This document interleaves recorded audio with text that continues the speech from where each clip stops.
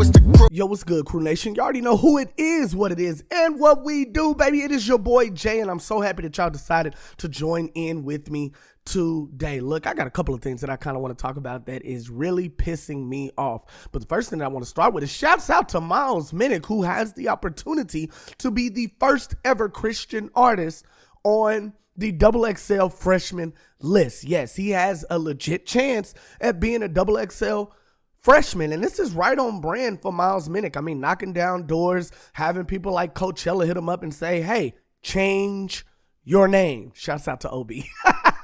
But having people reach out to him and him really being tapped in to the area outside of the kingdom or outside of these small boxes that y'all put the kingdom in, right?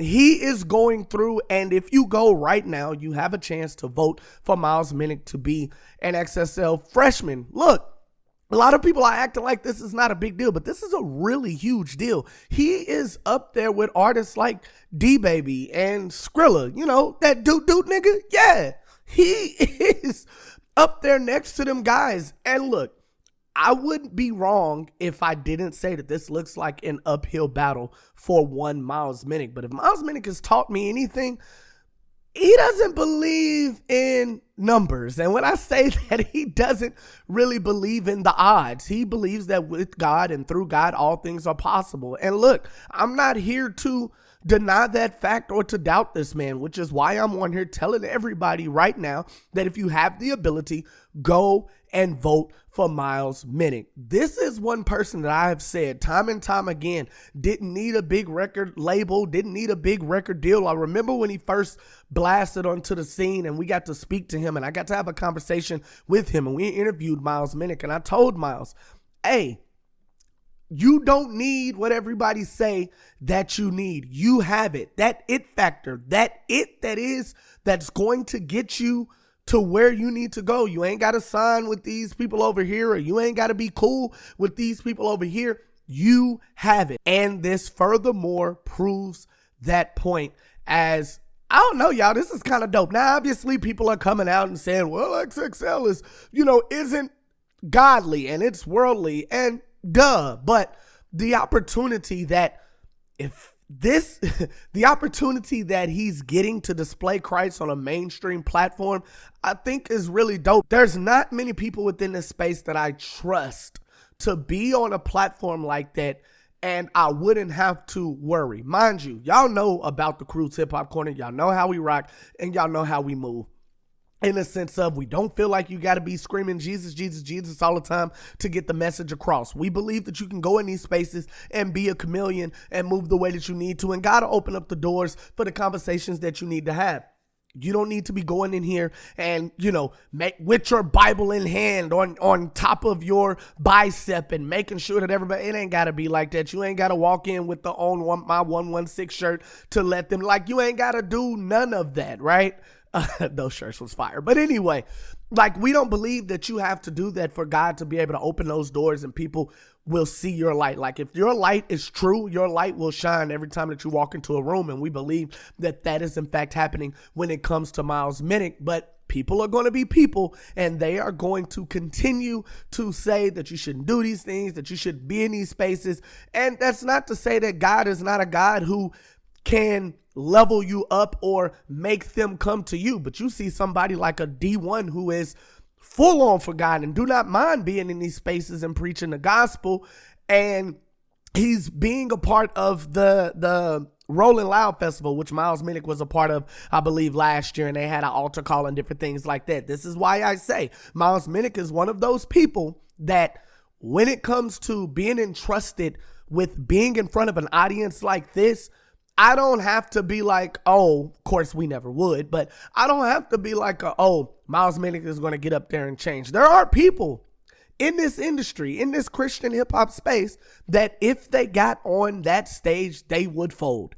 If they got on that stage, they would switch it up and act like they were the best thing smoking and that they're not lame and, that this is just something there are plenty of people that do that. But when it comes to Miles Minnik, I have never seen this man switch up or waver from being who he is and preaching the gospel loud, or sharing God loud, showing Christ's light loud. This is something that Miles Minnik has done and has been doing, which is why I've constantly said he's one of them ones for real. And there's a lot of people.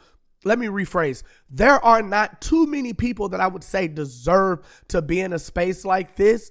But Miles Minnik is one of those people. So if you have the ability to do so, you can go and vote right now for Miles Minnik to be that XXL freshman. And not for nothing, I saw something where Mission, who is an OG in this thing, who really doesn't rock with the politics of Christian hip hop, come out and say, yo, this is something that we need to do. Go ahead and try to push this culture forward. It's already moving. It's already in front of a lot of people. So why not? We don't have to be haters in this instance. This is not the moment to condemn and tell people how they're moving is wrong, and tell people that what they're doing isn't of Christ, and tell all of you, these niggas that have said certain things like this have been in front of these audiences. When I'm talking about the artists, I ain't talking about the fans that's just hating. But some of the artists that are hating have been in front of these audiences, and they had, quote unquote, been a part of mixing it up, right? Some of these people have been on radio stations. Some of these people have been on TV shows. Some of these people have had interviews with people who aren't necessarily a part of the Christian hip hop realm. But what they want is, they know Christian hip hop is buzzing right now. They know Christian hip hop is like probably the most seen it has ever been in the past 10 years. Like, and that is including the things that Lecrae has done. I will never say that the GOAT is not the GOAT. But when we're talking about XXL freshman, like, we thought it was huge when Cray was on the BET Cypher. And it was. Time stopped when that happened. The Super Bowl halftime show, or the Super Bowl gospel performance that they all got to do, like, that was enormous. But we're talking about a XXL freshman where, you know, people like Kendrick has been a part of the Freddie Gibbs, Lil Uzi, like Yachty, like these people, 21, like these people have been a part of the freshman or XL freshman cover, or the XL freshman list, and they are still here today making an impact. And I don't see how this could be interpreted wrong. If you know anything about Miles Minnik, you do not have to worry about this man compromising. His music sounds straight from where he's from, the Bay, which is why everybody rocks with it. Yet the message never changes. He's doing his shimmy, he's doing his dance, he's doing everything that makes him authentically the Bay, but he's speaking everything that makes him authentically Christian. And I believe that is something that we can get behind. Like I said, this isn't a point. Shouts out to my God Mission. This is not a point for us to hate. This is not a point for us to say, well, you know, we probably should. Not a point for none of that.